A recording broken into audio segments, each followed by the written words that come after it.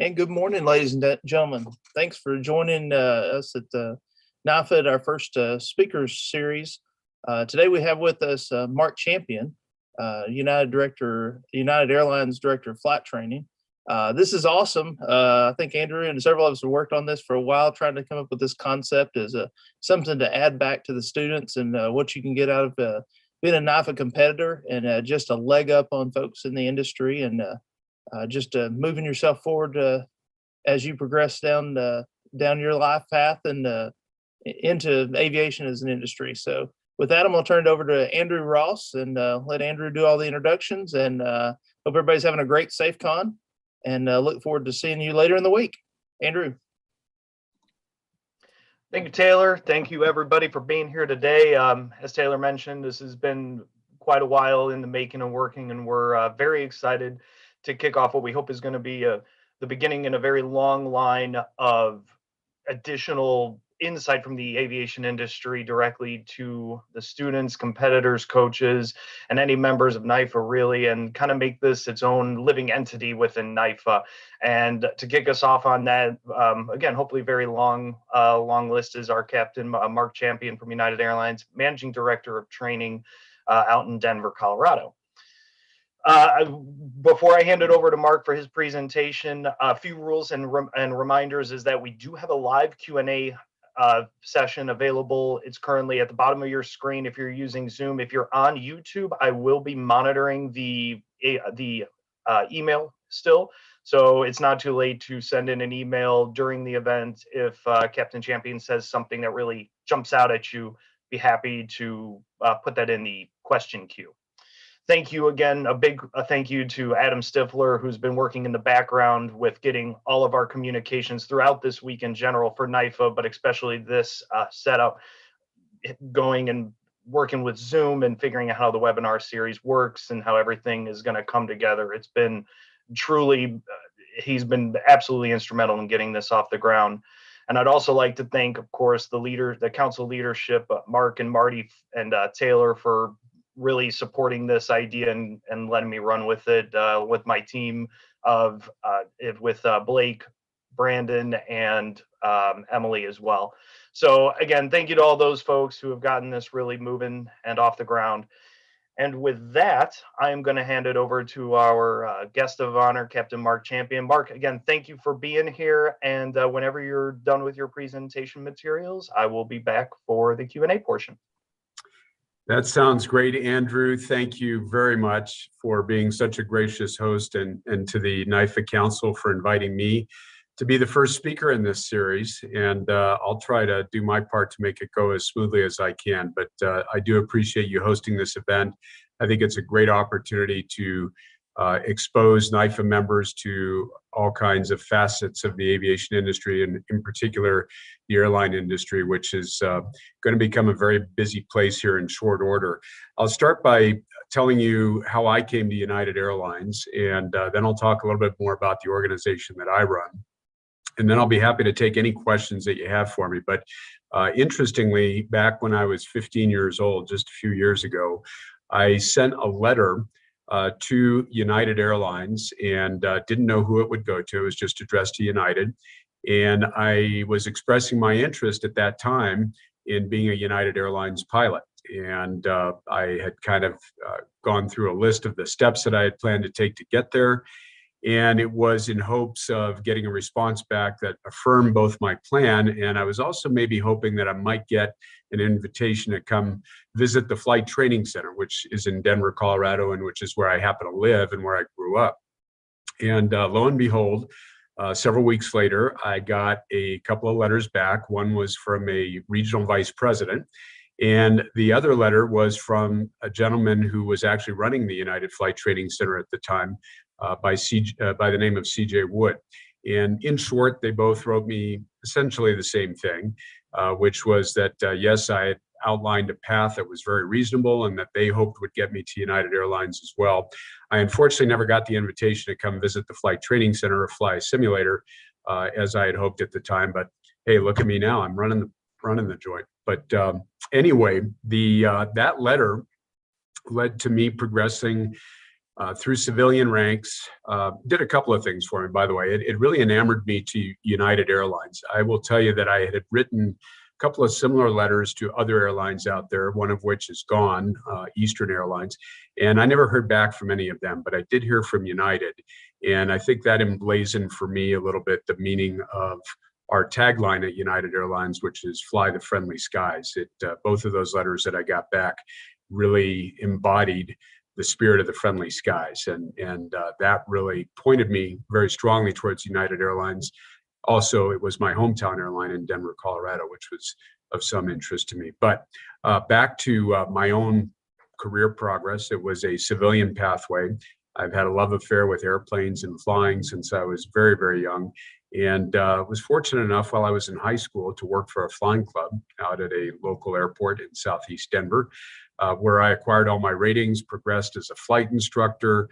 I went to Metropolitan State University, although I never flew on the team, but had a great education at MSU, and progressed through charter operations, corporate flying, and I was very fortunate at the young age of 23 years old to be hired by United Airlines as a pilot, and to realize that dream that I had expressed in that letter that I had written some 8 years prior to the leaders of the flight training organization and of the sales and marketing team in Denver.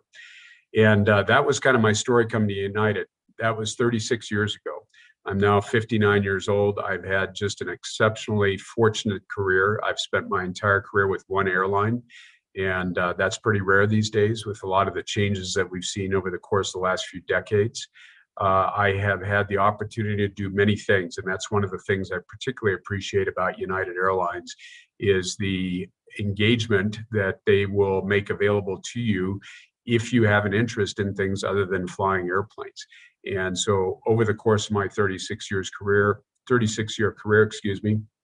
I've had the opportunity to be an instructor, to be an evaluator. I've done work as a volunteer with the Airline Pilots Association, primarily on the safety side of the house and the training side of the house. I've had several management roles in safety and in training in years prior to this, my favorite thing my entire career has been just simply to fly airplanes. And in fact, when I came into this job just a little bit over a year ago, that's what I had been doing, is flying the Boeing 787 as a captain, based out of Los Angeles, and then Denver, flying almost exclusively international routes and just having a wonderful time. But my boss, Captain Brian Quigley, who you will all hear from on Friday, was kind enough to give me the opportunity to take advantage of an opening that came up at the Flight Training Center in my role as managing director due to the retirement of my predecessor and my good friend Mike McCaskey. And so here I am, and it's been an interesting ride for the last year. I came into this operation on April Fool's Day of 2020, which may have been prophetic. It also happened to be about a day after we shut down our facility for a month's time to try to get our arms wrapped around what kind of protective protocols we were going to put in place to protect our training environment, which is critically important to the success of our airline. You can well imagine what would happen if an airline couldn't train their pilots anymore. It would slowly start to have to shut down. And then in addition to that, we proceeded to go through a year of very heavy training loads in an environment where we were also having to observe some very strict protective protocols to make sure that we ran a safe facility where people felt like they could enter our facility without being at risk of contracting the COVID virus. And we succeeded in doing that. We were very busy training pilots kind of in the downward direction as we shrank the airline in response to the dire financial circumstances we found ourselves in, and frankly still are in to some extent. And now we've kind of turned that ship around, and we did that in fact last fall. And as we now try to grow back to accommodate traffic return that we foresee in the future, we're equally as busy training pilots up the daisy chain, if you will, to make sure that we have all of the airplanes flying that we can in the summer of 22. That said, and I'll talk a little bit more about what we've got in mind, what we've got planned in terms of hiring and flying, but I want to go back to 2020 for a minute, and really that's where I'll start the conversation about our airline and our flight training center. 2020 was an exceptionally difficult year for us. It was truly unprecedented. I know it was very difficult for many of you. Some of you were, in school remotely. Your jobs were impacted, your families were impacted, perhaps your own health was impacted. And I don't think any of us were immune to that. But one of the things that we have learned at United Airlines is that in the face of adversity, we are a very resilient airline. We are very resilient people. And we managed through this exceptionally well. We made some good decisions. We banded together. We pulled on the same end of the rope. And now United Airlines is positioned to come out of this pandemic stronger than ever. With that in mind, I'm going to start a little video here that is narrated by our Chief Executive Officer, Scott Kirby. And he's going to talk a little bit about what we've seen here over the course of the last year and where he expects we're going in the future. And then I'll talk a little bit more about our flight training organization and what I see on the horizon for the airline industry. So with that, I'm going to share my screen, and I will make sure that I have the right screen. Okay, there we go. Somebody let me know if you don't see it or you don't hear it, but here we go.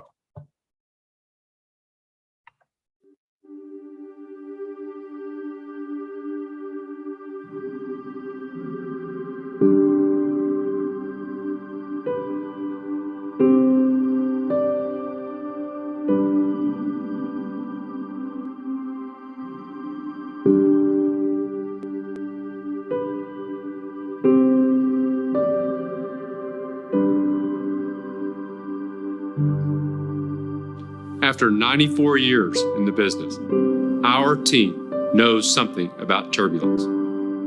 Together, we've flown through some tough weather, but we've never seen anything like this. The fear, anxiety, and uncertainty we've experienced has been unprecedented.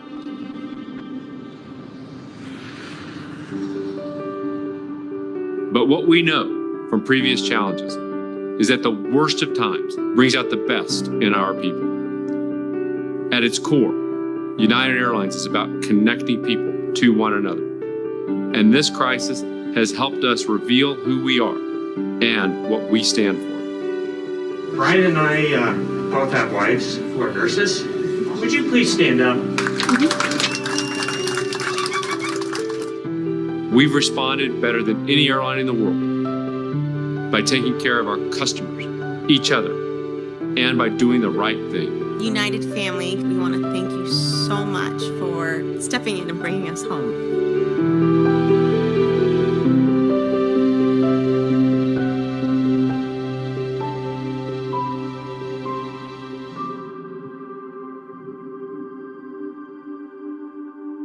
So not only will we fly through this storm together, but we'll emerge from it quicker, stronger, and better than our competitors. The weeks and months ahead will still be difficult, and the recovery won't be a straight line. But the skies will clear, and when they do,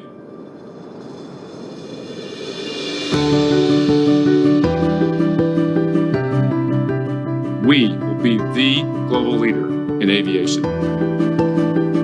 Ready to connect people, ready to unite the world.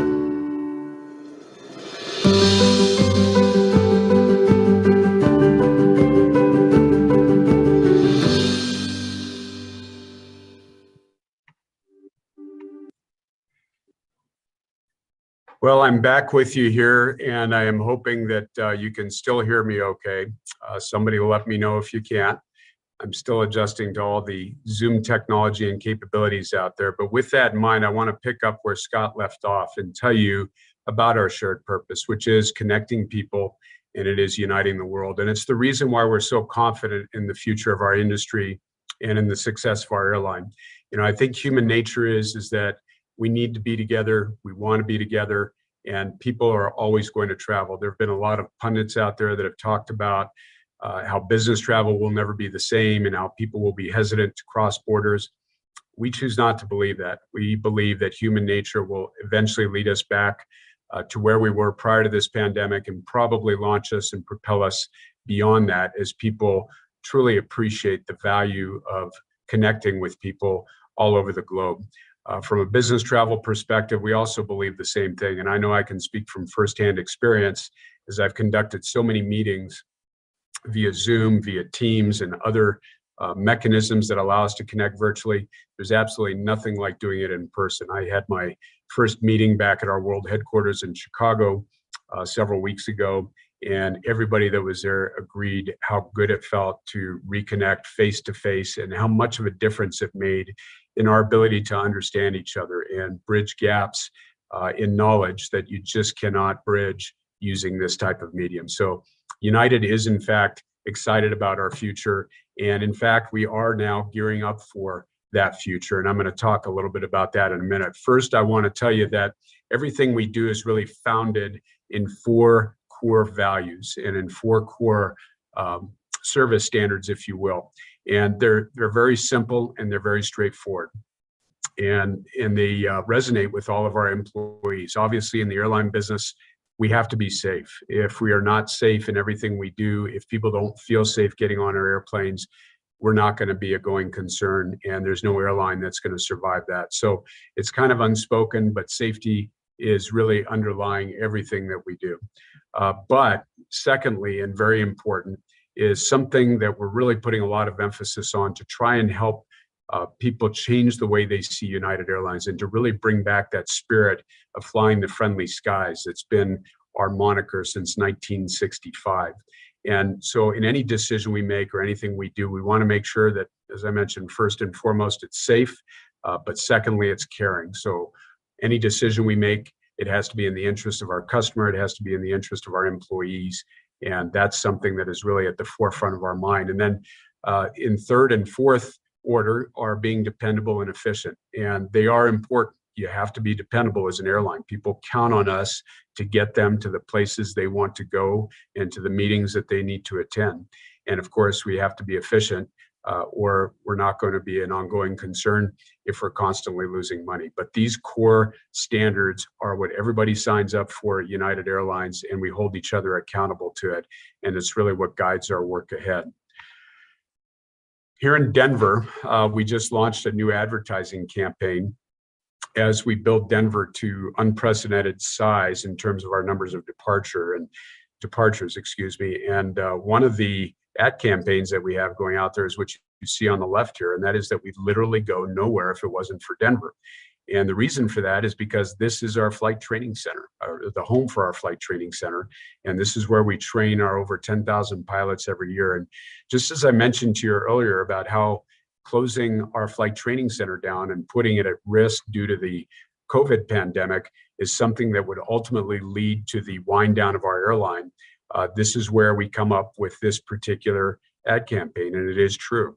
Without our flight training center here in Denver, United Airlines would quite literally go nowhere. We would eventually pull back all of our flying, and somebody else would come take that over. But it's exciting for me to lead the organization that plays such a critical role in our success here at United Airlines.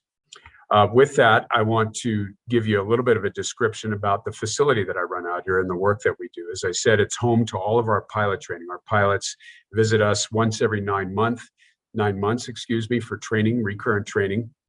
This is also where they go through qualification training or initial training if they're new hire pilots to learn how to fly our airplanes, learn how to fly a new airplane, or maybe just keep current on their existing airplane. Our campus that you see here in this picture is 23 acres large. It is near the old Denver airport. All those homes that you see around that facility used to be ramp space and terminals at the old Denver airport. But as many of you know, 1994, we opened a much larger airport on 53 square miles northeast of Denver. But our particular facility was opened back in August of 1968. And we expanded onto this facility as the airline grew in 1992 and in 1997. And then in early 2020, just prior to the pandemic, we opened up a new building with 10 simulator bays, again, to handle the expansion that we need. And as we look forward, it's clear that as we grow as an airline, we're going to need to expand even further.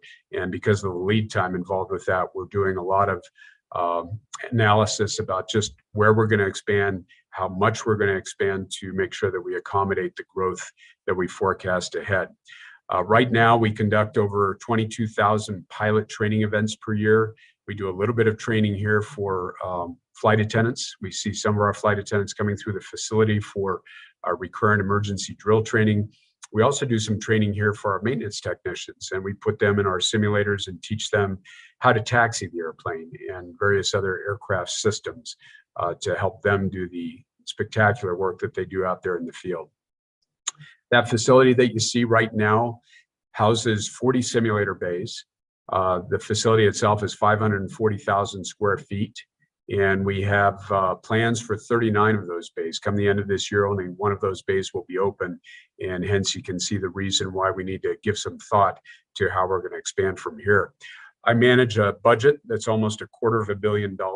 As you can imagine, the pilot training business is expensive. We have simulators that are very expensive pieces of machinery that can run as much as $15 million plus per machine for the full motion simulators.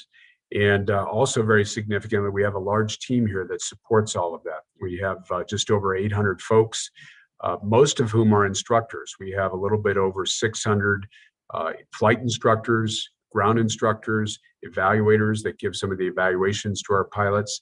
And that's really represented in that 774 frontline employees that I make reference to there. And all of that work is managed, at least in the flight training organization, by 61 management and administrative people, and I'm one of those people. We have people that run fleet training programs. We have people that run the FAA approvals and kind of the regulatory compliance end of our business. We have people that do analysis on the data. We have people that do a lot of the administrative work. We badge our employees here. So there's a lot of things that go on in this building that require those 61 people to do a lot of heavy lifting to make sure that we keep our training train proverbially on the tracks. I want to tell you a little bit about what we've got in mind in the year ahead. You saw a little bit of a snippet, and I had a little bit of a discussion about how difficult 2020 was for us. And 2021 is still going to be a financially challenging year for United Airlines. But like I said, we're really optimistic about the future. And so that presents a lot of opportunity for you. And if you're interested either in becoming a professional pilot, a flight attendant, a maintenance technician, an executive, a manager. All those opportunities are out there on the horizon. As it relates to pilots specifically, because that's kind of my end of the business, let me just show you the baseline here of what's going to be required for us to operate our airline, given the size we were back in 2019. Or excuse me, 2020. And you can see here what the retirements are in numerical values for all the years ahead through 2024. And really, what's significant, and I think the way I would aggregate this is by telling you in the next 12 years, we're going to retire approximately 50% of our 11,000 United pilots. And then if we go out to 22 years from now, we'll retire almost our entire seniority list. And so when you consider that we have a seniority list that today is about 11,000 pilots big, that creates an awful lot of opportunity for those of you that may be on this call, or for other youngsters, elementary school children, junior high school children, high school kids who are contemplating piloting as a career, particularly for the airlines. It's also interesting to note that this does not contemplate any growth. So if you add any measure of growth on top of where we were coming into 2021, you've got to add a certain factor to these numbers that will even generate larger numbers for you. And frankly, this isn't all that different from other carriers that are out there.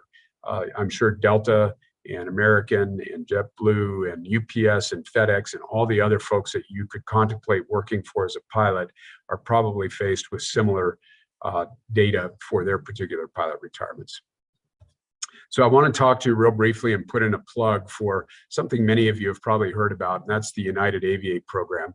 I have a counterpart by the name of Captain Kirk Brungis, and he's responsible for this particular program, but some of you may have heard about it. We opened this school, we purchased a flight school down in Phoenix, Arizona.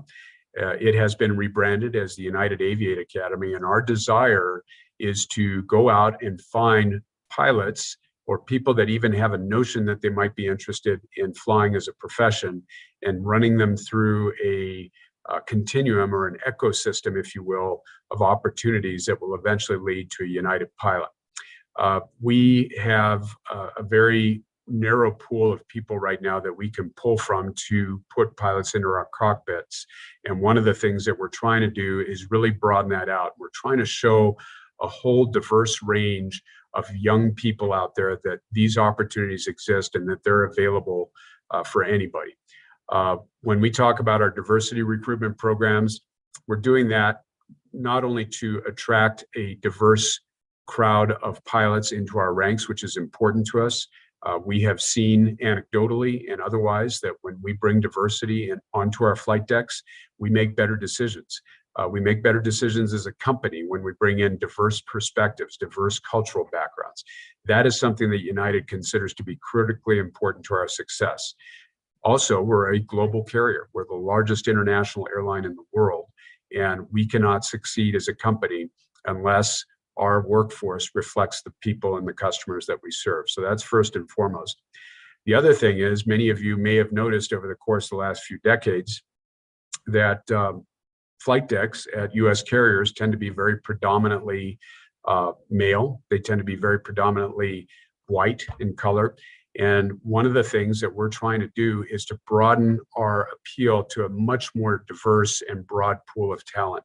If we keep our focus strictly on that demographic, we're not going to make it as an industry. We have to fish in a much deeper pool, or we're never going to be able to find those thousands of pilots that I was talking about that we're going to need to staff up this industry. So if you've seen press releases about how proud we were regarding the number of minority applicants that we had for our Aviate program, believe me, it's something that is absolutely critical to our success on many, many levels.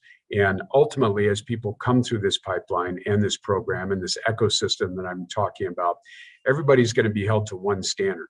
And there's no question about that. We are going to put the best and the brightest in United flight decks.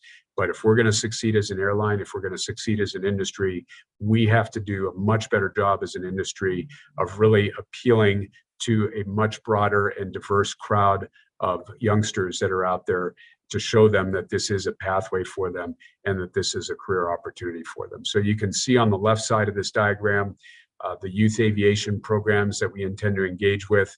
Right now, EAA is probably our strongest and most significant partner. And then we have other entry points. You see the arrows that are illustrated on there. These are places where people can enter our Aviate ecosystem, if you will. Training partners, we have schools out there. For example, ATP Flight Schools is one of our affiliates where we're able to influence their standards a little bit. And as a result of that, we get the chance to observe people's progress as they teach flying for them. There's other partners that are out there. Or carriers that fly 135 operations, Ameriflight, for example, Boutique Air. Here again, we interface with them very closely to make sure that we're maintaining that one standard that I spoke of. It also gives us the opportunity to interact with pilots that are moving through this ecosystem to make sure that when they arrive at United Airlines, that they're very much part of our culture already and part of our family. And then the very last entry point, which is probably the most prevalent right now, is for pilots who choose to fly at select United Express partners. Right now, we have 3 partners that we're working with specifically, four, Commute Air, Air Wisconsin, Mesa, and GoJet.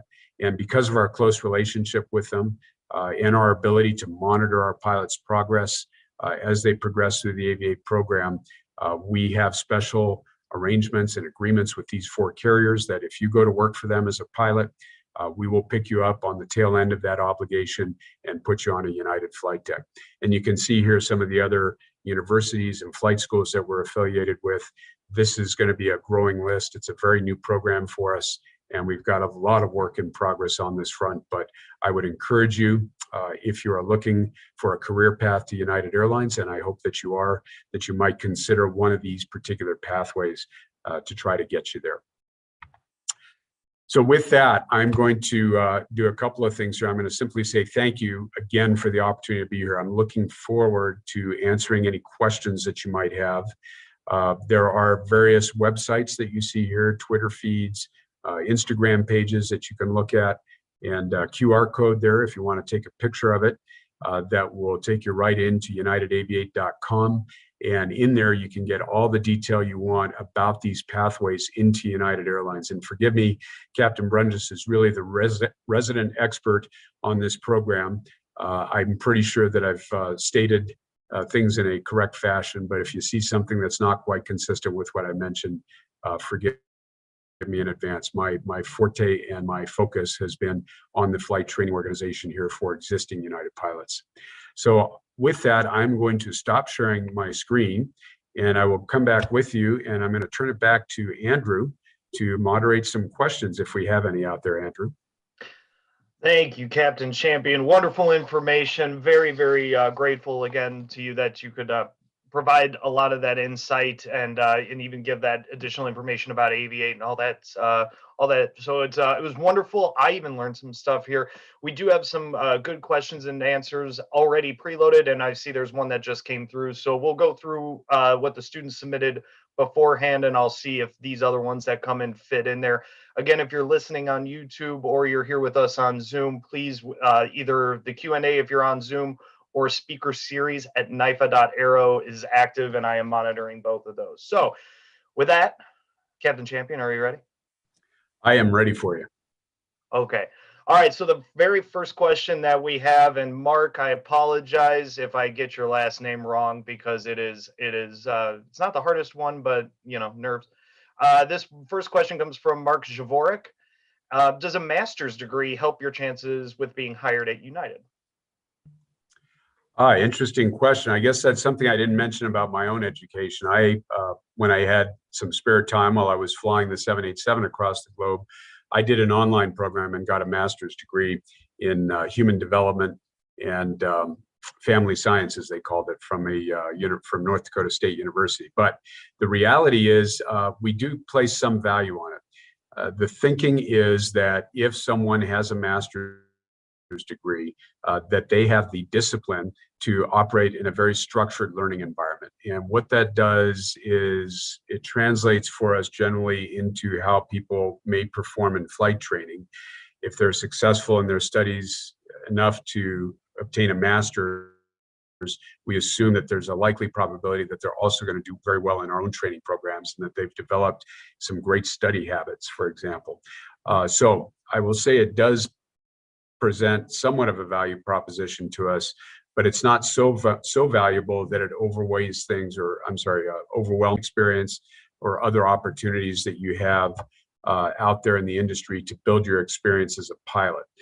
So long-winded answer to kind of a simple question.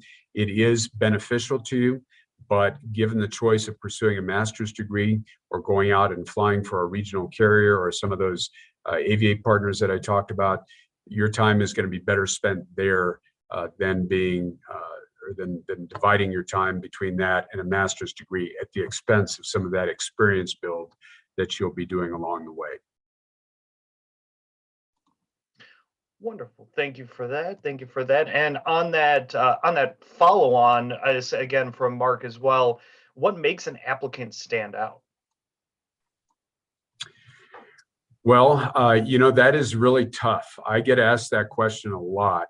And the challenge that we have is we have an applicant database that is thousands of pilots big. We have the good fortune of being a carrier that appeals to a lot of pilots out there. And the only way we can manage those thousands of applicants is through an electronic database. And so we don't get to see people. We don't get to talk to people. Really, all we know is the numbers and the data that are on those electronic applications. So I get a lot of people ask me, how do I stand out amongst this pool of thousands of other electronic records out there? And what I would tell you is the bulk of it is just doing what you would normally assume you need to be doing, and that is building experience. The quality of the experience that you build is important. The more that you build in a Part 121 environment, for example, the more valuable that might be to a carrier like United. Military experience is very valuable just because of the rigor of their training programs and their flying environment. So those types of choices, when faced with career decisions, put yourself in the shoes of a hiring manager at an airline and ask yourself, what is the best quality of experience that I would like to see from one of my applicants? What are the things that I can do to demonstrate to that airline that I am perhaps a better communicator or a more compassionate person? We are, after all, in the business of communicating. And so often pilots are at the nexus, if you will, of that chain of communication. We have to facilitate connections between dispatch and airport operations.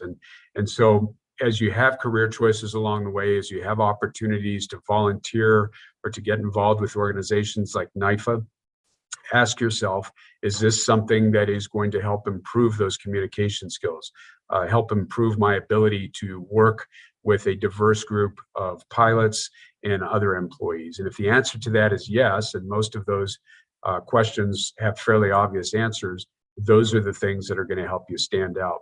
I would also tell you that when the opportunities present themselves, and I think I speak for other airlines besides just United, try to make recruiting events if you can, or some of the job fairs that you see out there.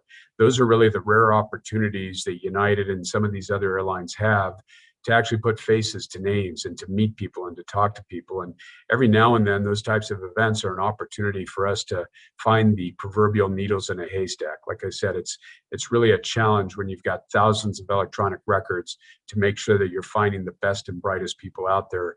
And some of these recruiting events can sometimes help us with that. But otherwise, it is a matter of doing time and grade and doing the things that you have to do to qualify yourself and to build the experience to be competitive. And there aren't too many angles around that. And I think I speak for most of the rest of the players in the industry. You just have to go out there and do the work and do it for long enough to get to the point where you have experience levels that an airline is looking for. I think the solace that you can take is in knowing that those thousands of applicants are measured very objectively. We don't go in there and pick names out of hats or pick favorites. At United Airlines, it's not about who you know, it's about what you know. So go out there, learn everything you can, do everything you can, broaden that experience base. That's what's going to get you into an interview with United Airlines. Back to you, Andrew. Thank you very much. All right, the next question is from Mark M, and it's going to be a little long, so I'm going to say it slow. What kinds of behaviors and attitudes should students be learning and applying in their studies now that would help them in an airline training environment later? And if you want me to repeat that, just let me know. Well, let me give it a shot. And if I go off track, redirect me or repeat the question at the end of my answer, and I'll try to do a better job. But by the way, I'm delighted to see so many Marks on this call. There must be a lot of Marks out there. Yes, you know, the kinds of things that you can do now is to learn as much as you can about where you're headed. And I think you're talking a little bit more about specific study habits, and really, you know, there's nothing unique about learning how to fly in the airline industry that's any different from a college course.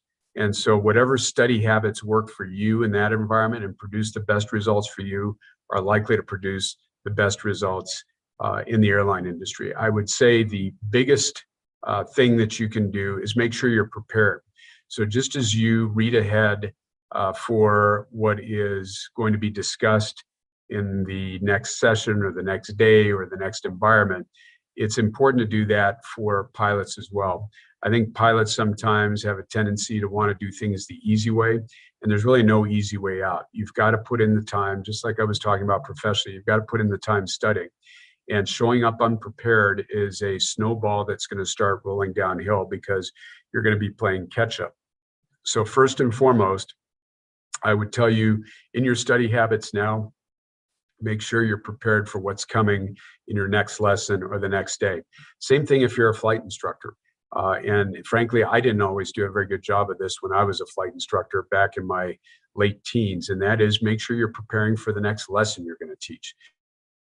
So when you're presenting something, when you're anticipating having to speak with somebody who might be in a position to help you, make sure you think through what it is that you're going to say and what it is that you want to get across, because even just giving that a moment's thought will help you collect your thoughts and make them a little bit more succinct and a little bit more clear to the person you're communicating with. So that would be my specific advice. But overall, I would just say follow whatever study patterns have worked for you over the course of your education. They're going to serve you well in the airline industry as well.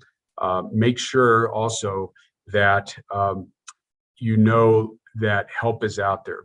I think it is in pilots' nature to not want to demonstrate any shortcomings or to demonstrate weaknesses or admit to weaknesses. And so what I would tell you is we can't all know everything. I tell people here at the Flight Training Center, particularly our new instructors, that 3 of the most important words that you can ever utter are the words, I don't know, because we can't know everything. And you sometimes have to ask questions to get to the right answer. So believe me, if you ask or you tell people that you need help, you tell people you don't know, they're going to come to your rescue and they're going to get you the right answers. A little bit of a rambling attempt, Andrew, at that question. Did I hit the mark on that, or did I miss some significant component of it? No, I think that was perfect. I think you did well. The next one, same Mark again, but I think we're out of Marks after this, unless there's a Mark that comes in later. But same Mark M. What drives changes to training? What kinds of events or company or industry-wide observations would contribute to a change in training curriculum? So that might be a 2-part question, but I think it's all in one intent, is what really drives changes to training. Yeah, interesting question there, and it's probably a fairly simple answer. There's really 2 things that drive changes to training programs. One is regulatory directives that we get from the FAA. And those are typically driven by, large-scale responses to industry data, accidents. I know that something that has driven a lot of change in our industry as it relates to training was an accident that happened, about 15 years ago now. Many of you might remember it, or you perhaps have studied it, but it was an accident, a Colgan Air Q400 or -8, I don't remember which one it was, crashed on the East Coast. And there were a lot of findings that came out of that NTSB investigation that resulted, frankly, in legislation that came out of Congress forcing the FAA to institute some new rulemaking. And that process, believe it or not, is still ongoing. Right now, for example, one of the last big components coming out of that investigation that led to legislation, that led to rulemaking, is what we call pilot professional development training. And it's now a mandate from the FAA. We need to roll out leadership and mentorship training to all of our pilots by April of 2023. So we are hard at work right now. We do a lot of that work, by the way. We have a very robust captain upgrade course. We have leadership and mentorship skills embedded in our basic indoctrination courses. But what the FAA has mandated is that we do a standalone module separate from all the other work that we do, and that we expose all of our pilots to it. We're in the process of developing that content right now. We intend to launch it in early 2022. It will probably translate into a complete additional day of training for our pilots. We're undergoing some analysis to figure out how best to manage that training content. But not only is there that first component of it, but we are also obligated to deliver a recurrent component of that leadership and mentorship training every 36 months. It's a great thing, probably long overdue, but nonetheless, it's a perfect example of how regulatory change that is derived from really our experience with accidents, incidents, and data drive changes to our training programs. And that's something that's got a lot of people very busy here at United Airlines right now developing. Then on the other side of that is really the data that we generate internally at an airline. We are what we call an AQP carrier, or an airline that operates an advanced qualification training program. That's what AQP stands for, and I'm guessing most of you are familiar with that. And really, AQP is unique in that it allows airlines to develop and run their own training curricula in the means that they determine is most effective. And that is really great training for pilots, because what it enables us to do as an airline is to take our real world experience and bake it back into our training program, so that our pilots are actually learning things that are relevant to the workplace. The alternative to that is very prescriptive training that is specified in Part 121 of the Federal Aviation Regulations, that is really focused on maneuvering the airplane, flying through engine failures and go-arounds and all of those mechanical things that we can teach pilots to do very easily. AQP allows us to bring in that real-life experience, to bring what we call line-oriented flight training into our training curricula, to make sure that when our pilots hit the line and start flying those airplanes, that there's nothing that they see that's a great surprise to them, and that they're well practiced at managing those resource management skills that are so important to running a safe operation. But what I will say is that all of the changes that we make to those AQP programs by regulation has to be driven by our data. So I can't go in there and say, well, I think we need to place some more emphasis on our winter operations procedures. I actually have to be able to go into our training programs, go into other data streams that we have, safety data that we get, a lot of other real world data, data that we get from our airplanes. I have to be able to package that together and say, look, we've got something here that indicates to us that we need to place a little bit more focus on that. And so from time to time, we will change the points of emphasis in our training programs. We routinely update our recurrent training programs to address the data or what the data is telling us about where our pilots are excelling, in which case we'll de-emphasize certain things, or some areas where maybe they need a little bit more help in practice, which is where we tend to put the bulk of our focus. So I'll summarize that very long-winded answer by simply saying changes to training programs are driven from one of two places, either the regulator, which is the FAA, or our data streams that we collect within the airline. And those data streams are very voluminous, but ultimately they lead us to better decisions about how best to train our pilots. Wonderful. I have a follow-on question to that hearing that answer is kind of generated on my end, because it sounds like what happens is this is more of a steering a very large cruise ship instead of a powerboat. So when you have to make those adjustments, you're not talking about adjustments over the period of a day or a week. You're talking about adjustments that you have to start turning now, but the ship isn't going to start turning until a few days later. So how long does it take to enact some of these changes that you were mentioning? Well, that's a very good point and a good question. It varies a lot depending on the magnitude of the change and where we are in the training cycle. I'll talk about what I think you're really referring to, which would be kind of a significant change in our program for maybe teaching some new scenario. We'll talk about a rapid decompression, for example. If we were to decide that we wanted to make that change, we would first need to make sure that we are, if we're adding it into our training curriculum, that we actually have enough time to train it. And if we don't have enough time to train it, what element are we going to remove to make room for that particular objective? And usually, given our training footprints, we're always in the process of removing certain objectives and adding new ones. In doing so, we have to make sure that we are maintaining the minimum FAA regulatory requirement.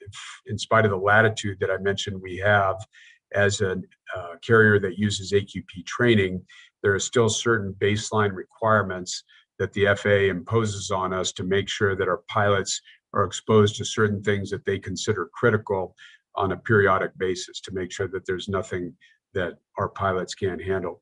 So we need to go through an analysis process to make sure that we are in fact going to be able to fit that particular measure into, or that particular element into our training program. And then we go through, what is more commonly known as the ADDIE process of developing our training program. We analyze what the need is. We use that data. We develop the training. What is it going to look like? Where do we fit it in? That's kind of that time analysis that I was talking about. We actually have to implement the training, and to implement it requires a couple of things. Number one, we have to get FAA approval for what that change is, and that can take some time. And then we also have to test it. Here at United Airlines, we test changes to our training programs through our recurrent training for instructors and evaluators specifically. We use them as our guinea pigs, if you will, to determine whether what we do is truly effective before we roll it out to our pilots. So that's kind of the implementation phase. And then the last part of that ADDIE process, which may or may not sound familiar to some of you, is that we then evaluate the efficacy of the change that we've made.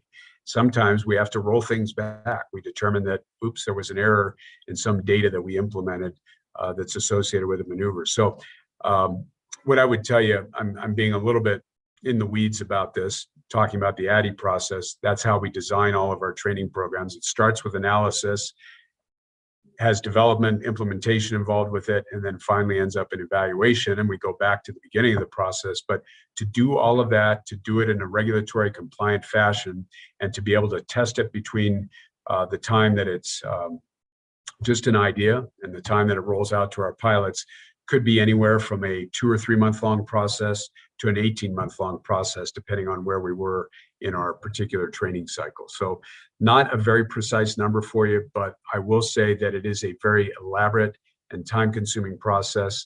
And it's the reason why we have an entire department that is devoted to managing our advanced qualification training program. We have probably on the order of about 6 people that do analysis, that actually build the curricula, that make sure that we're being regulatory compliant, and that interface with the FAA to try and affect these changes.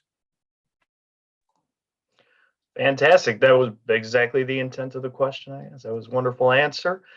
Shifting a little bit into the training environment, this question is from Brandon. What do you look for when hiring instructors? Well, thank you for asking the question, because we've been doing a lot of instructor hiring lately. And I'll preface my answer by saying that in the last year, we have probably hired almost 200 new instructors into our training facility. And that has all been in anticipation of this moment where we find ourselves now, where we see ourselves coming out of the pandemic, where we see traffic demand coming back again, albeit slowly. And we want to make sure that we are positioned to take advantage of that recovery when we think it's going to hit. And so to do that, there's a tremendous amount of lead time involved. As I said, we had to start hiring instructors quite literally a year ago to get to this point. When we hire an instructor, it can be anywhere from a 4 to 8 month long training process just to get that instructor qualified to teach for us. And you can imagine that we have to do some real planning ahead, not only to get the instructor hired and trained, but then also to bring our pilots through those training programs and get them out flying on the line and productive for us. So if you add all of that together, if we decide we want to increase flying a year from now, we've got to start making decisions today about how we're going to support that with an instructor cadre. So we've had a lot of experience determining, a lot of analysis, I should say, determining what makes good instructors, because it's been very important for us to get the best pilots that we have at United Airlines to become instructors. And the simple answer to your question is you've got to be a great communicator. We have determined that we can teach you to be a good pilot. We can teach you the mechanics of an airplane. We can teach you the systems. We can teach you how to operate the airplane, but we cannot teach you how to communicate well. Frankly, being a good communicator and a good teacher is something that, for the most part, I consider to be an innate skill. You can teach people a little bit about that. You can give them some tools to use to make them more effective instructors and communicators. And we do that, in fact, in our instructor and evaluator indoctrination course. But ultimately, it's kind of a natural talent that we look for when we're speaking to people. And when we know we've got a good communicator, when we know we've got somebody that's passionate about teaching and really loves seeing the light bulb come on in other people, that's when we know we've got a good instructor. We'll teach them the technical aspects of their job, but that good communication skill and the passion for teaching and the passion for seeing others learn is something that's really important to us. Excellent. Okay, next one from Jessica. What can I do now to prepare myself for airline style training? Well, I would go back to the previous question that was answered about study habits. And I would say that first and foremost, learn about the environment that you want to find yourself in someday. Most pilots, I think most of the pilots that are on this call, have probably done that and are probably intimately familiar with airline training programs and airlines themselves. What I would say is, if you're not, know what they involve and be prepared. Don't come into an environment surprised by what you see or surprised by the course of education that's laid out ahead of you. And then develop those good study habits. Make sure that you are prepared for what's coming at you the next day. If you don't do that, as I'm sure many of you have experienced, and I know I have too, if you don't take the time to do that and make sure that you're prepared and wrap your head around what you need to know, it's eventually going to become a snowball that's going to snow you under by the end of the course and puts that at jeopardy.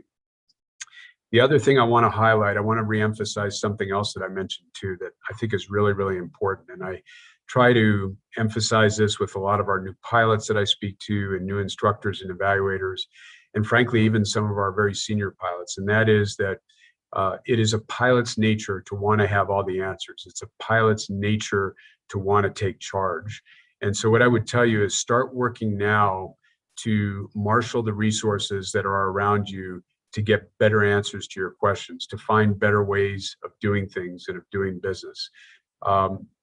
We need to teach our pilots. We spend a lot of time teaching our pilots about all of the resources and expertise they have available at their fingertips, and trying to make sure that they know that without availing themselves of those resources, there's no way in the world that you're going to make the best decisions. So practice now asking yourself, anytime you're faced with a decision, ask yourself, is there a resource that I can call on, that I can draw on to make a better decision?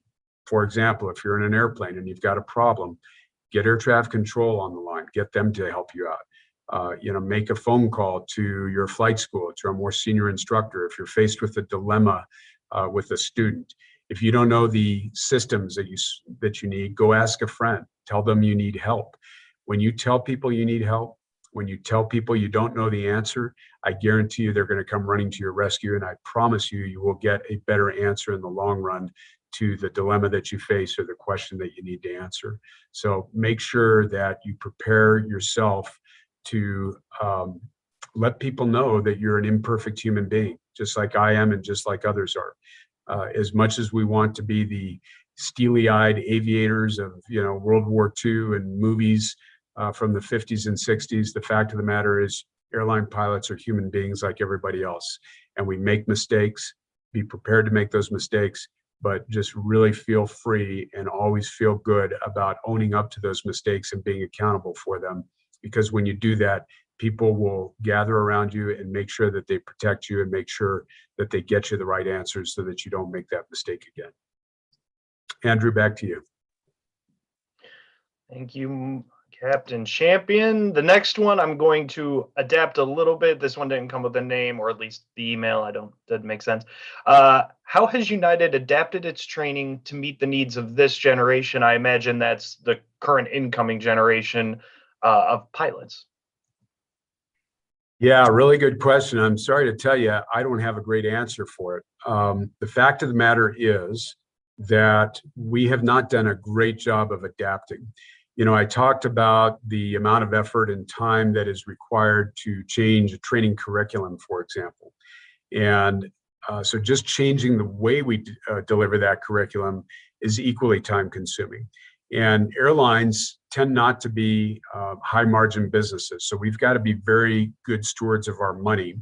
And when we're going to spend money, we would rather spend it on making sure that the training content that we produce is really the best available. We would love to go out and spend money on new technologies, virtual reality training, augmented reality training. And believe me, we're starting to look at those right now, but we don't have a lot of the staff or funding necessary to really go out and experiment with those types of technologies. And they really are still somewhat experimental. The FAA, for example, has not approved many of these tools for airline type training. So we've got to really place our focus as an airline on the here and now, and we've got to place our focus on our entire pilot population. Like I mentioned earlier, we've got some 11,000 pilots, and they range from early to mid 20s in age all the way to mid 60s. And so we've got to create and design programs that really address the needs of that entire demographic. And right now, we are still kind of mired in a style of teaching and a style of training delivery that's really been in place for the past 3 decades that I know of. We are very much looking at breaking out of that and finding new ways to bring technology to the table to help facilitate learning for our pilots, particularly the new generation that you talk about. In fact, we're going to be going to an event, our first event in a couple of years now, down in Orlando, Florida, called Watts, in several weeks, where there's a lot of manufacturers of and providers of unique training capabilities and technologies. We're going down there because we want to take a look at these and see how we can adapt them. We've become a little bit better at distance learning and providing content at a distance like we are right now. But the truth of the matter is we have not integrated that to the extent that we really probably would like to be able to take advantage of those technologies. But we're getting there.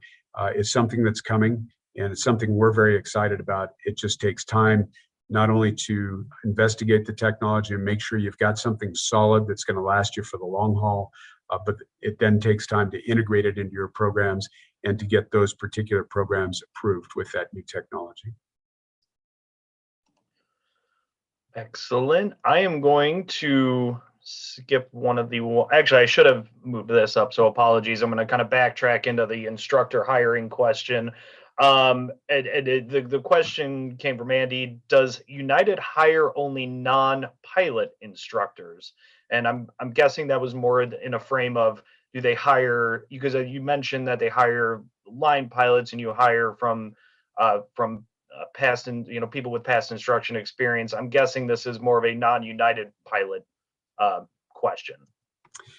Yeah, interesting question. I want to make sure the question is, do you hire non-pilots as instructors? Is that correct? Or do we hire anything but non-pilots I think it could probably be answered either direction or both directions. So. I think I'm going to answer the question here for you.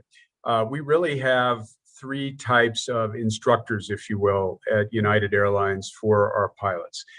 It begins with what we call fleet technical instructors. And our fleet technical instructors are really ground school instructors. They are the first people that our pilots come into contact with.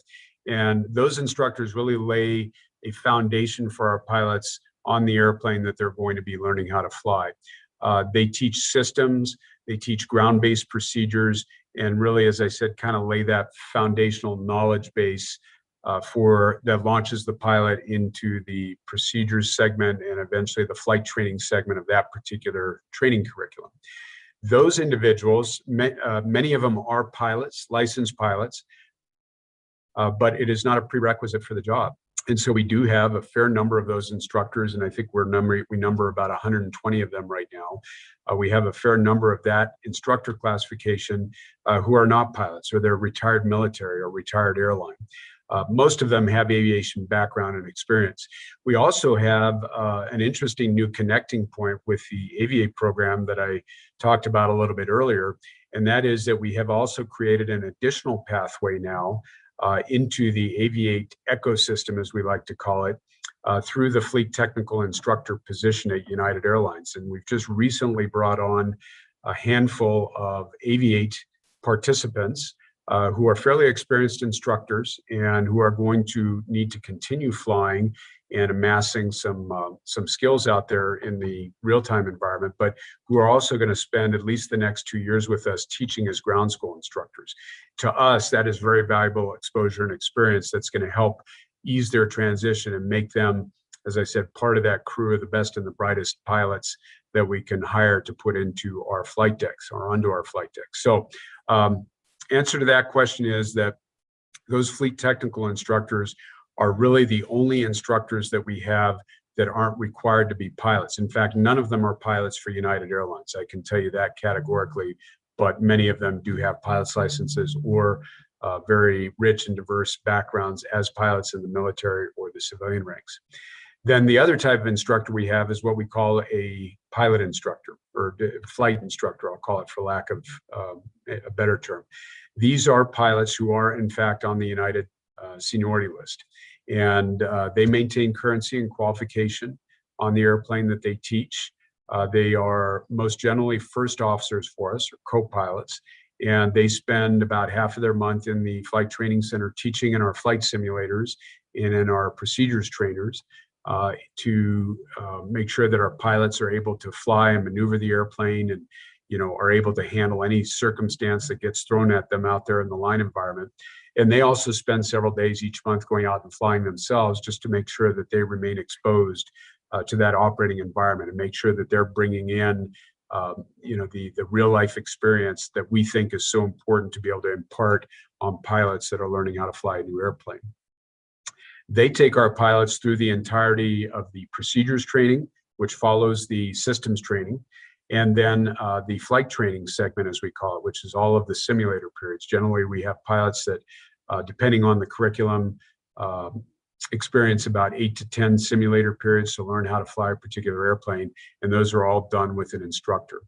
And then at the end of that, we use what we call an evaluator, a flight evaluator, to administer the assessment about whether or not that course of instruction up until that point took, and whether the pilot is ready then to graduate on to the line environment. And that evaluator is also a pilot for us on our seniority list. Most notably, all of our evaluators are captains.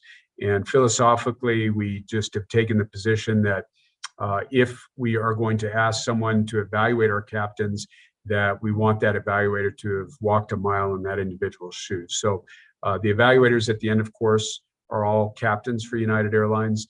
I will say that our flight instructors also conduct some validations, as we call them. We validate that our pilots can, run through standard operating procedure, can fly certain maneuvers, but the actual FAA evaluation, the FAA sanctioned evaluation, is conducted by a captain at United Airlines. There's also one last component to this.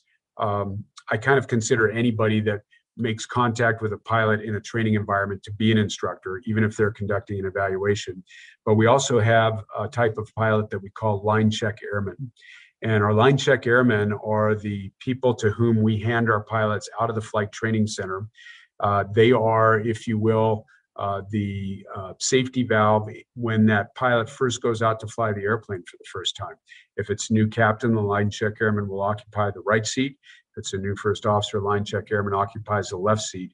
And they're there to make sure that the pilot is able to take the skills that they learned in the simulator and adapt them into the line environment. And ultimately, those line check airmen give the pilot one final sign-off prior to releasing that pilot to solo, if you will. And as you can imagine, all line check airmen are highly experienced captains. very highly regarded captains. They're really kind of the elite, if you will, as are, frankly, our instructors here in the building. Everybody that we've got on our team that, as I mentioned, numbers over 600 in size at the Flight Training Center are what we hope are the best of the best in the United Airlines system. Andrew, back to you. Hopefully that was responsive.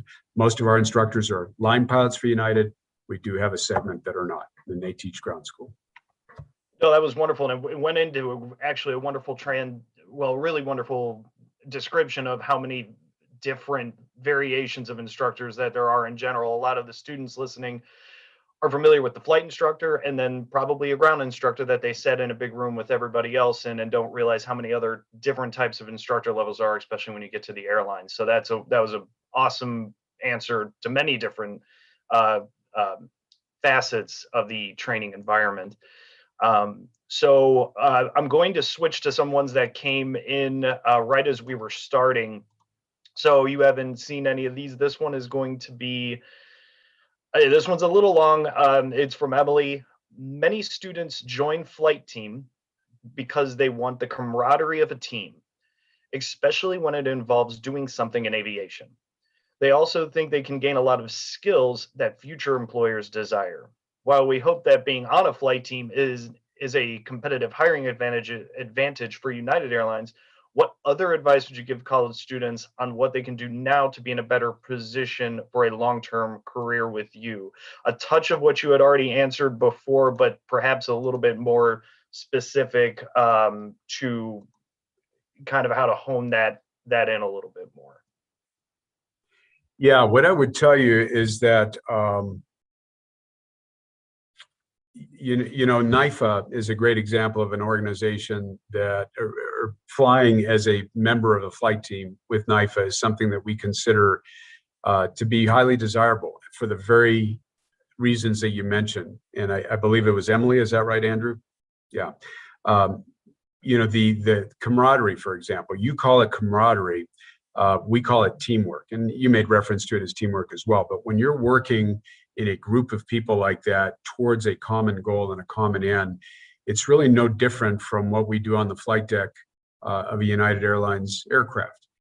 We are, whether it's a team of 2 or 3 or 4, depending on how many pilots we have on board that aircraft, it is a group of people that are working to some end. So the more things that you can do to expose yourself to that teamwork, to practice those types of skills, if you're an instructor with your students, to make sure that everything that you do has that element of it in the back of your mind is going to help make you a better communicator and a better problem solver when you come to United Airlines. With regard to highlighting that specifically, to make us aware of the fact that you've been doing these kinds of things, there's really only 2 ways of doing that. If you look on our application, there are fields in there that ask you, what have you been doing besides just flying airplanes? And so those fields have some importance to us, when we see, for example, that you've been working with NIFA or other organizations that we, guess or surmise probably provide you with a better skill set than somebody that doesn't. Those things can be appealing to us. Same thing with career fairs. And this is not, again, just about United Airlines. This is really any carrier out there. The more you have the opportunity to interface with carriers and recruiters out there, the more they get the opportunity to know about you. It's a real struggle for us to find these characteristics amongst our applicants. We are, as I said, we're very relegated, or we're at the mercy of an electronic database. And that database, provides a limited data set for us. And as a result of that, we don't always have visibility to some of the things that you're able to communicate to us verbally that we just don't have the opportunity to see electronically. So visits like that, events, Women in Aviation, those types of events are great networking opportunities to try to make sure that people know who you are and the completeness of your background. But I think back to your original question, if I haven't lost track of it so far, is that the types of things that you're doing now, your involvement in this organization, your future involvement in other organizations, and kind of a focus on what am I doing here to help build my communication skills is something that is really going to serve you well not only in getting you noticed by an airline, but also when you get in for that interview. It really shows when someone has had the kind of background and experience that you've had working in teams, it really comes through in the interview, and it presents a much more comfortable environment for you as well. So keep doing what you're doing. Keep learning those skills that get you to the goals and the objectives that you're after.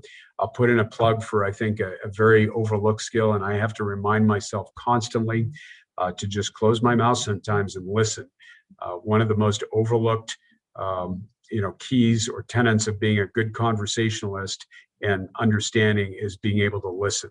And if you're always talking, like I am right now, you're not listening very much. And I really have to stop myself and say, okay, Mark, time to stop talking and listen to what other people have to say. So hone that skill as well, Emily.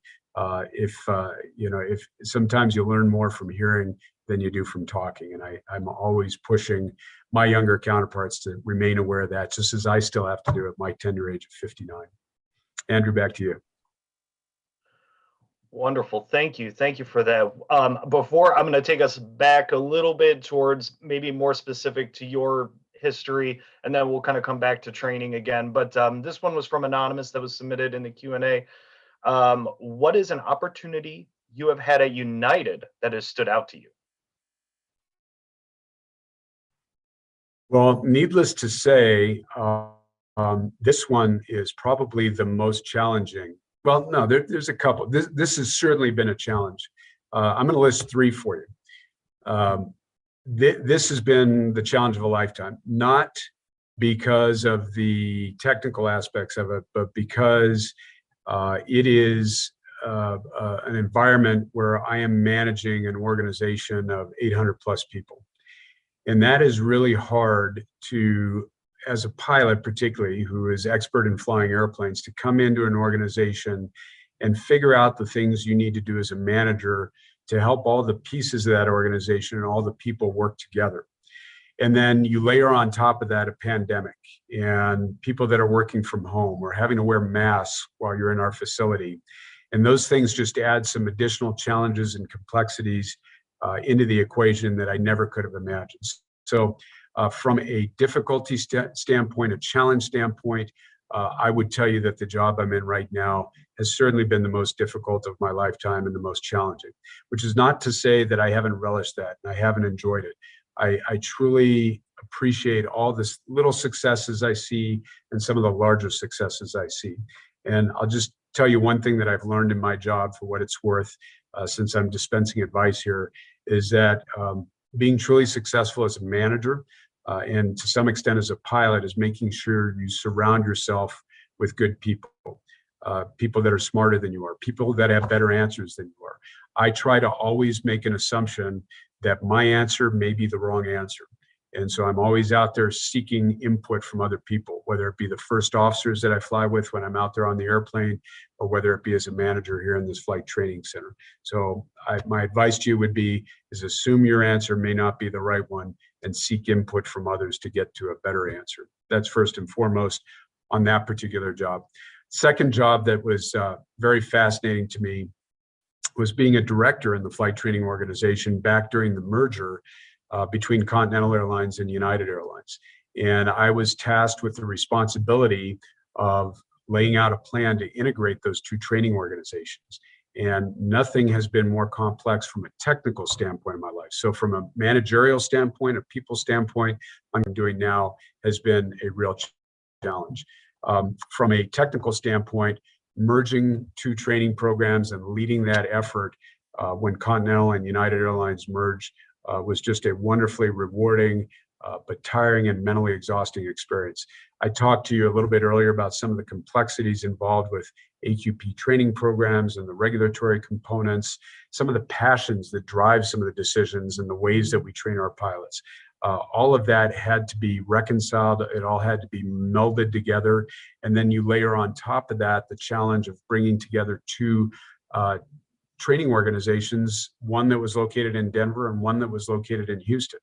And so while I wasn't present for the ultimate merger of those two organizations, I was there when we were laying the groundwork for that and developing some of the work rules with the assistance of the Airline Pilots Association to try to figure out how we were going to manage that and do it in a caring fashion. You remember earlier I talked about safety being our top priority and caring being our second priority. That's something that was really foremost on our mind, is how do we do this and not disrupt people's lives completely. So huge challenge from a technical perspective, making the dots connect and making everything integrate and work.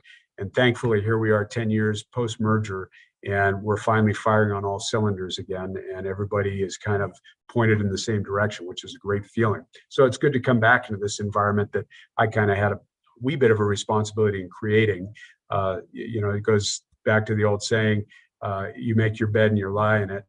And so I'm glad to see that a lot of people did a lot of good work back during the merger to get us to where we are today. Finally, the last unique experience that I'll mention that I think was most beneficial to me in my career as a pilot was several years that I spent on what we call the Event Review Committee. We have a safety management system at United Airlines, and one of the critical components of that safety management system is a healthy reporting culture where we encourage our pilots to tell us, hey, what's happening out there in the system that you think could be a detriment to safety? What kind of mistakes are you making that we need to be aware of, that we need to tell other pilots about? And the Event Review Committee is the committee of 3 that reviews all of those reports that we get. And it's comprised of a representative from the FAA and from the company and also from the Airline Pilots Association. And together we used to analyze these reports that we would get about pilots self-reporting on errors, which was great. And we would affect change or recommend that change be affected on the basis of some of that data. By the way, that's data that we use to modify training programs, to go back to that prior discussion. But what I would tell you is, in reading about other people's mistakes, I learned more about not making my own mistakes than probably any other environment that I could have found myself in. And I also learned more about the value of being accountable for my errors and owning up to them. To be able to communicate a mistake that you make to somebody else is amongst the most valuable gifts that you can give them.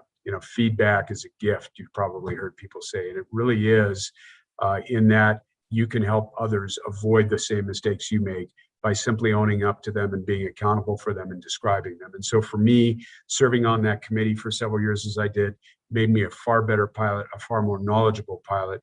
It also made me understand a lot more about how the airline takes data like that and then integrates it back into our training systems, which has served me well in the role that I'm in right now. Andrew, back to you. Excellent, thank you. From Blake Anthematin, who I know was on earlier, but I'm guessing had to hop off for work. So I apologize, Blake. We'll get you the answer after this on the recording. How did you transition from instructing to corporate and charter flying? Well, I would say that, that's a good question. And I say it's a good question because it's going to allow me to reinforce something that I really haven't talked about up until this point. And a lot of folks have asked, how do I get noticed at United Airlines? What makes me different? There's also another aspect of this, and that is, what about before you get to the airlines? How do you create those opportunities that you need that will ultimately get you qualified for the airlines? And what I would tell you is an important part of that, prior to the point where you're applying to an air carrier like United, is the relationships that you build. And so when you ask the question, how did I progress from instructing to charter flying and corporate flying and eventually to United Airlines, a lot of that was just based on relationships that I had built and a reputation I had developed. I started, and I think I may have hinted at this earlier, I talked about that letter that I wrote at 15, the age of 15. I was also working during that time at a flying club down at a local airport here in Denver. I actually started there when I was 14 years old, and I was just answering telephones. But I knew that the relationships that I built with people during that early age of my life were somehow going to be important to me eventually. And I knew that I didn't want to burn bridges, because you never knew that or when somebody was going to be in a position to help you. So the answer to your question is, I was able to progress through some of these jobs at a time, by the way, when there weren't many jobs to be had. This was in the late 1970s and early 80s. I was able to progress because people were willing to take a chance on me and give me an opportunity because of the way that I had presented myself, because of the trust that they had in me, because of my work ethic, my honesty. All of those types of things gave people that level of confidence that they were willing to roll the dice that a 17, 18, 19-year-old kid could do these jobs that were being done typically by people much older than me. So I'll summarize all that by saying I was able to progress not only because I was building good quality time and because I was working really hard at it, but it was probably equally due in part to the relationships that I built. And I was able to build those relationships by being a good human being and by being honest and by having integrity in the things that I did. And so I want to encourage all of you to do the same thing. Make sure you're always aware that anyone you could be talking to, including a fellow student who you may think never is going to go anywhere, could be the individual that presents you with an opportunity that could change your career path down the line, and act accordingly. Excellent answer. Okay, we're going back towards training, and I'm going to start this question by apologizing because I'm going to ask you a question I came up with, and I know the answer to it, but it's something that you talked about in your initial PowerPoint. You said there's 22,000 pilot training events. Does that mean United can hire 22,000 pilots a year? No. Good question. We can't hire nearly that many. When I say 22,000 training events, those are training events of every type over the course of every day of every year. When we hire a pilot, that course of training is generally 60 days long, give or take. You know, from the time that you arrive at the flight training center to begin your basic indoctrination training, you graduate from that 2 weeks later, usually have a little bit of time off. We start you in your airplane training. That's going to be a 60-day process generally at a minimum. So if you do the math on that, you know, given how many training periods of that 22,000, that 60 days of training takes, we can't put nearly 22,000 pilots, through our training facility. I can tell you that right now, we have plans to hire pilots at what I would call an unprecedented rate. We, are predicting a recovery in both leisure traffic and in business traffic. And we don't know exactly when it's coming. Like Scott Kirby said, it's not going to be exactly a straight line. We're probably going to have some setbacks along the way. But nonetheless, we want to be prepared to take advantage of some really good and smart decisions that United Airlines has made over the course of this last year. And I've got to give our senior leadership team a lot of credit for doing things right. And so to try and meet what we anticipate that demand's going to be, and to go take advantage of demand that we think may be out there that other carriers may not be able to fill, we're going to try and hire an awful lot of pilots, probably more than we've ever done over the span of a year, if you look at our history. That could change very easily. I don't have to tell most of the people on this call that this is a very dynamic industry. There are things, events like 9/11, events like the housing bubble back in 2008 that send the economy into a tailspin, things like pandemics that can have a dramatic impact on an airline's plans for their flying. So right now we're making the best predictions that we can make given the data that we have available. We're feeling really comfortable about those decisions, but believe me, just as pilots have alternate airports when they're flying to a destination where the weather is a little bit unknown, we also have some alternates as well. We like to call them, in executive speak, we call them off-ramps. So almost every decision we make about how many pilots we're going to hire, we've got points where we can take an off-ramp from that highway if need be to make sure that we never put this company in jeopardy. But it's the answer to what I think may be behind a little bit of that question, Andrew, is how many pilots are we going to hire? We don't know exactly yet. Just know that we've got 100 new pilots that are going to be starting training at United this month. In the month of June, we intend to increase that number, and we intend to increase it beyond that after the month of June. But in terms of the exact numbers, it's going to change on a monthly basis depending on our training capacity that we have available and as we make adjustments to our predictions for traffic recovery over the course of the long term.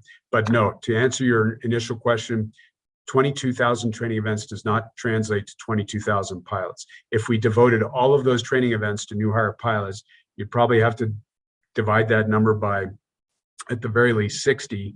And I don't know what that math is. I don't do math in public, but that would be a more reasonably sized number for how many new hire pilots we could handle over the course of a year. That was good. That was a little bit of my intention, but the other part was one of the interesting, I think, aspects of the training environment when you're planning, especially dividing up these 22,000 training blocks is, for instance, you have an FO that upgrades to captain.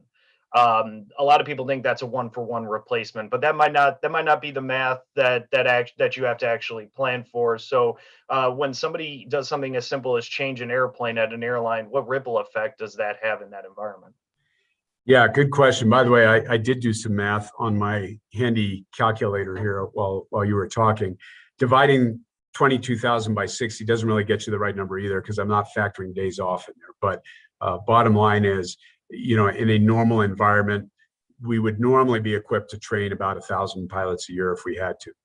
We're going to be pushing beyond that. And let me just give you some numbers, and then I'm going to answer your most immediate question. But if you consider the fact that to get back to our 2019 flying levels, we've got to replace all of the pilots at United that have retired over the course of the last year and during the pandemic. We retired about 800 pilots early through a voluntary separation program. We also had age 65 retirements. So in aggregate, that gave us somewhere north of 1,000 pilots that have left United Airlines in the course of the last year or 14 months that we haven't backfilled. So even just to get back to our 2019 flying levels, at the very least, you can tell that we've got to hire somewhere north of 1,000 pilots to get back there. If we want to expand over and beyond that, we need even more pilots. And that's really some of the unknowns out there that we're monitoring on a daily basis and analyzing on a daily basis. But yes, to your point about our training capacity, it's not just about training new hire pilots here. We've also got to train our incumbent pilots. If we take delivery on a new Boeing 787, we've got to take and train new captains to fly that airplane and new first officers to fly that airplane. And for a long haul wide-bodied aircraft like that, generally speaking, I don't know what the latest numbers are, but I think we generally run 10 to 12 crews per airplane that we have to train in order to staff one airplane. And when you consider those wide-body long-haul airplanes typically are crews of 3 or 4, you can see how big that number gets. And then to your point, Andrew, as you take a captain from the 737, we'll say, and move them to the 787, that now creates a hole in the 737 that you've got to fill. And then you move a captain up to fill that hole in the 737, and it's creating vacancies, as we call them, in other seats. That's that daisy chain that I talked about earlier. When we start moving up the daisy chain because we're expanding our flying or expanding our fleet, it creates a lot of training events. It's not just 1-for-1. And it depends on where the pilots are moving. But I remember a number from many years ago, and I think it was kind of an aggregate number, but for every bid that we put out or every empty seat that we have on an airplane, it generates generally 8 training events, give or take, to try to backfill all the seats that will open up in that daisy chain of activity as we try to train into that particular airplane. Again, it varies on where you're sending these pilots and where they're coming from, but it's a dated number. I'm not sure it's accurate anymore, but there's probably some proximity to reality on that. And speaking of aircraft deliveries, I talked about 787. Many of you on this call might know we have a lot of new airplanes coming to United Airlines. We expanded an already large order of 737 MAXs by 25, and we've accelerated some deliveries. So if we don't retire any airplanes, and by the way, we have not retired any of our fleets yet, and there's no talk of doing so that I'm aware of, you can tell how that multiple starts getting pretty big and that demand for pilots gets pretty significant as well. So good news for you, Andrew. Always like hearing that news. Okay, one final question. We're at 92 minutes, unprecedented. You've been wonderful. Thank you again, Captain Champion. I just have one last question that I think is probably a touch. Answer it open-ended however you wanted. This is from Cody, and I think it's a good one to end perhaps end on because I'm out of questions in the queue, so to speak. As what sets United's training apart from other airlines? That is a difficult question to answer and still remain diplomatic. So let me start by saying that because training programs in the airline industry are so heavily regulated, the reality is that there's not a whole lot of difference between our training programs. I talk on a regular basis with my counterparts at other carriers through an organization called Airlines for America. And what we discover in discussions with each other is that we pretty well do things the same way. And so what I will tell you is I think what differentiates us at United Airlines is our people. And I talked earlier about how important it is to us to make sure that we hire people or instructors who are passionate about what they do. It's also very important for us to hire pilots who are passionate about what they do. We believe at United Airlines, and I don't think it's revolutionary, but that if you are passionate about what you do and you love what you do, you will always put 100% effort into your job. And when things don't go very well, when you're stuck out on the road an extra night because the weather went bad, you're still going to love that job because you love flying airplanes and you love being part of the aviation and the airline industry. So I think what makes us different is our people. And while I don't work at some of these other carriers, I just know that I am convinced we have absolutely the best flight training professionals in the business here at the United Flight Training Center in Denver. We do a very careful and meticulous job of selecting the folks that become our instructors and that impart that knowledge and that wisdom and that philosophy and that spirit to our own pilots. And I think it really shows in the product that we put out there. We, as an airline, have a lot of challenges that some other airlines don't have. We operate out of very complex hubs that are capacity constrained, that have weather issues more frequently. Newark and San Francisco are a couple of great examples of that. And yet, we as an airline overcome those obstacles. We've overcome the adversity that we've talked about over the course of decades, and we always come back strong. We come back with a great spirit, and we remain all these years later the friendly skies of United Airlines. And all that credit goes to our people. It goes to our pilots like Andrew. It goes to our instructors and our evaluators, all the managers and administrative folks and technicians that I have the honor of working with in our flight training center here in Denver. And it also goes to our leadership. Our leadership right now is really pointed us in a very progressive and aggressive direction. And we're really excited to follow their lead. And that's what I'm here to do in my role as managing director of the flight training organization. Thank you very much for that. That being it, I just checked everything. We are out of questions in the queue, and I would just hand it over to you for any closing remarks you may have. Well, I think I've said about everything that anybody wanted to hear me say. I think about the value of silence, and I've done an awful lot of talking here, but I guess that's the luxury of being asked questions and being able to answer them. So first and foremost, I want to thank you, Andrew, for contacting me and getting me involved with this. I want to put in a plug for my boss, Captain Brian Quigley, who's our Senior Vice President of Flight Operations. He's going to be presenting on Friday. Really a fascinating individual. And I'll tell you, he has a very unique management style that makes me excited about the work that I do.